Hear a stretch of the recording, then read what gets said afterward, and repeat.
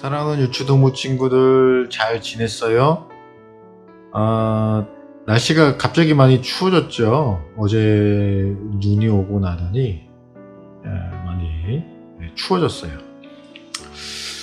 그래도 목사님이 생각하기엔 이 추위가 지나가고 그리고 곧 다가올 설날이 지나가고 나면 서서히 해도 길어지고 요즘 밤이 많이 짧아졌거든요. 이제 점점 봄 기운이 찾아들지 않을까라는 생각이 들어요. 겨울의 그 추운 이 기운이 서서히 물러갈 것 같다는 생각이 들어요. 이렇게 시간이 조금씩 지나고 나면 다른 계절이 오듯이 우리를 괴롭히고 있는 코로나 바이러스의 기세도 곧 꺾이고 물러가서 여러분과 함께 만나서 이야기도 나누고 같이 몸으로 부딪히며 놀기도 하고 예배도 드릴 수 있지 않게 될까 그런 생각을 하게 돼요. 지난주에도 여러분이 영상 통해서 말씀 묵상하는 모습을 사진으로 또 동영상으로 보았어요. 그런 모습들을 볼 수 있도록 보내줘서 참 고맙고요. 지난주에는 조금 내용이 어려웠죠. 하지만 지난주에 목사님이 약속했듯이 여러분이 어려울 수 있는 내용들을 어느 날인가 꼭 한번 정리해서 그게 도대체 무슨 얘기였는지 다시 한번 정리해서 알려드릴 거예요. 여러분 기대해도 좋습니다. 자, 우리가 예수님의 정체성에 대한 예언과 성취에 대해서 묵상하고 있는데요. 지난주에는 선지자, 그 전주에는 예수님이 임마누엘이라는 정체성을 가지고 계시고 또 그 전주에는 주님 되심에 대한 이야기 나눴었죠. 자, 오늘은 어떤 내용일까요? 오늘 본문을 먼저 읽고 예수님의 정체성 중에 어떤 부분을 이야기하고 있는지 한번 나눠보도록 할게요. 오늘 예언에 관한 구약 성경의 본문은 시편 110편 4절 말씀, 그리고 성취와 관련된 신약에서의 본문은 히브리서 5장 5절부터 6절까지의 말씀이에요. 자, 구약의 시편 말씀부터 먼저 읽어 볼까요? 시편 110편 4절 말씀 읽겠습니다. 여러분들도 같이 읽어주세요. 여호와는 맹세하고 변하지 아니하시리라. 이르시기를 너는 멜기세덱의 서열을 따라 영원한 제사장이라 하였도다. 아멘. 이번에는 신약에서 히브리서 5장 5절 6절 말씀입니다.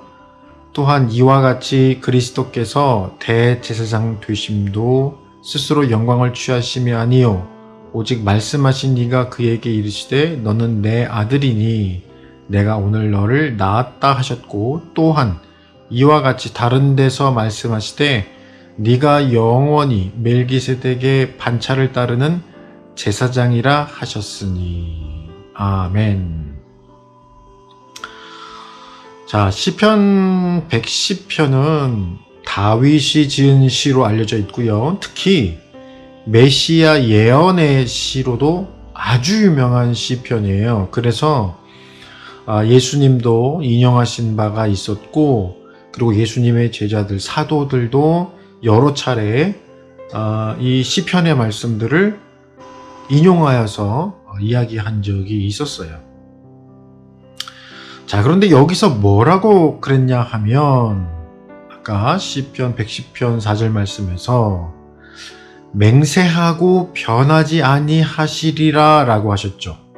이건 하나님께서 맹세하신 절대 진리, 결코 변하지 않는 계획을 선언하시겠다라는 뜻이에요. 이것이 예언의 말씀이 된 거죠. 그럼 그 내용이 뭘까요? 너는 멜기세덱의 서열을 따라 영원한 제사장이라 이렇게 선언하신 거예요. 여기서 멜기세덱의 서열을 따라 라는 말은 자칫 예수님이 멜기세덱의 다음 서열이라는 뜻이야? 이렇게 잘못 오해할 수 있는 표현이라 성경의 원어대로 바른 해석을 해보면 멜기세덱의 뒤를 이어 라고 하는 뜻이 될 수 있어요. 이것은 서열상으로 말하는 게 아니라 시기상으로 말하는 거예요.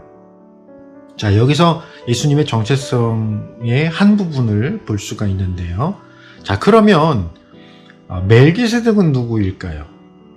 멜기세덱은 창세기 14장에 등장하는 예루살렘의 옛 이름 살렘의 왕이었어요. 더불어 그는 지극히 높으신 하나님을 섬기는 제사장이었다라고도 알려주고 있죠.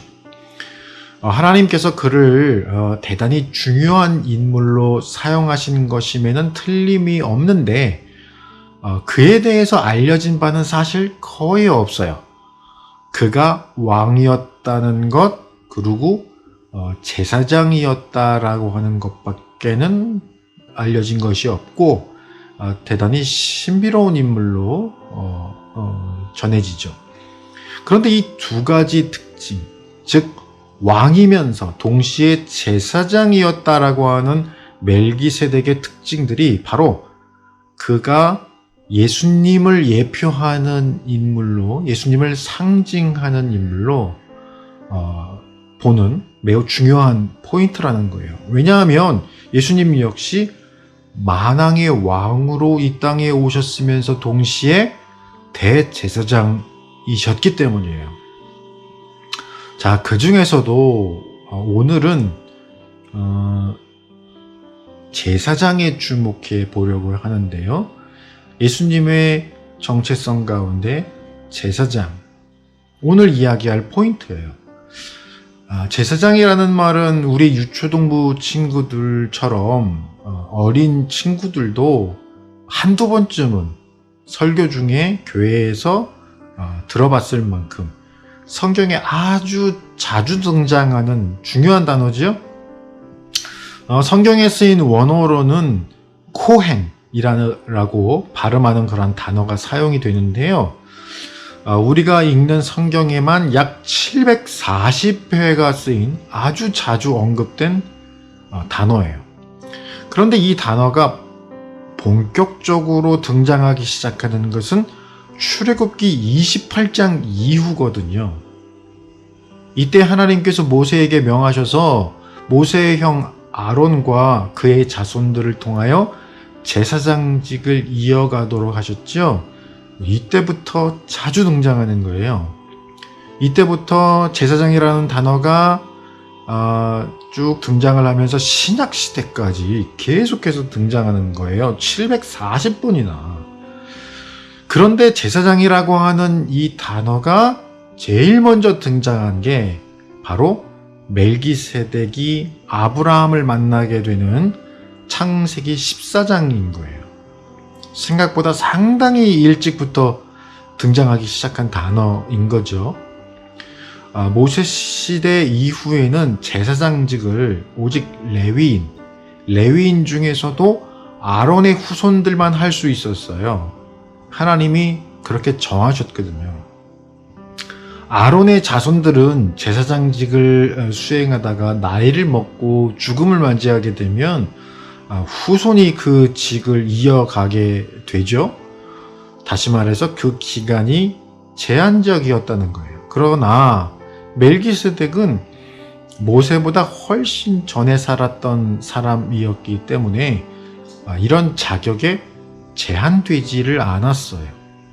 이것은 멜기세덱이 예표하고 있는 예수님의 제사장직의 기한이 제한되지 않는다. 즉 영원한 제사장이다 라고 하는 것을 상징하고 있는 거예요. 그래서 오늘 본문에서 멜기세덱의 서열을 따르는 영원한 제사장 이렇게 말씀하고 있는 거예요. 그리고 멜기세덱은 살렘의 왕이었기 때문에 이방인이었어요. 그런데 그는 하나님의 제사장이었죠. 이것은 그가 하나님의 존재를 알게 된 때부터 줄곧 하나님을 예배하였고 하나님께 드리는 예배를 자기 삶에서 가장 중요한 것으로 여겼다는 것을 알 수 있어요. 그가 왕이라는 직분이었기 때문에 교만한 삶을 살 수도 있었지만 겸손하게 하나님을 따르고 주시는 말씀을 따라 살아가고자 노력했다는 것도 알 수 있는 거죠. 예수님 역시 만왕의 왕이셨지만 겸손하게 하나님의 뜻을 이루시기 위해서 순종하셨고 겸손과 섬김의 왕으로 당신의 생명을 우리 인간에게 주셨어요. 그리고 그 희생과 섬김으로 인해서 이방인인 우리들에게까지 구원의 소망을 허락해 주셨죠. 마지막으로 그의 이름을 살펴볼까요? 그의 이름 멜기세덱은 의의 왕이라는 뜻이에요. 그리고 살렘 왕이라고 하는 그의 직분은 평화의 왕이라고 하는 뜻을 가지고 있어요. 하나님의 의를 이루시기 위해 오신 그리스도, 이 땅에 평화를 이루시기 위해 오신 그리스도, 우리의 왕을 상징하고 있죠. 그럼 제사장이 하는 역할은 뭘까요? 제사장이라는 직분은 화려하거나 어떤 특권이 주어진 자리가 아니에요. 제사장은 하나님께서 정하신 뜻을 따라 하나님과 인간 사이에서 중보자 역할을 해야 했어요. 중보자라고 하는 말은 중간에서 다리 역할을 한다는 뜻이에요. 중보자는 인간도 상대해야 하지만 하나님께 그 사람을 대신해서 나아와야 하기 때문에 자신을 거룩하게 유지해야 했어요. 죄를 멀리하고 욕심내지 않고 늘 겸손하고 도덕적이고 의롭게 자신을 지켜야만 했어요. 그래야 중보자 자리에 설 수 있었던 거죠. 예수님은 십자가를 통해서 하나님과 사람 사이의 중보자가 되어 주셨어요. 앞에서 예수님은 어떤 제사장이라고 했죠? 영원한 제사장. 예수님께서 죽음을 이기시고 하나님 나라, 즉 하나님의 우편으로 돌아가신 후에는 그 역할이 그럼 끝났을까요? 아니에요. 지금도 우리의 기도를 들으시고 하나님 아버지께 기도로 간구하시는 중간자, 중보자의 역할을 여전히 해주고 계세요. 영원한 제사장, 영원한 중보자. 그래서 우리는 예수님의 이름으로 하나님께 기도하는 거죠. 그러니까 지금도 역시 하나님의 이름이 아니면 우리는 하나님께로 갈 수가 없는 거죠. 그 이름을 믿고 그 이름이 우리를 죄에서 구별하셨음을 인정하지 않으면 하나님께 갈 방법이 없는 거죠.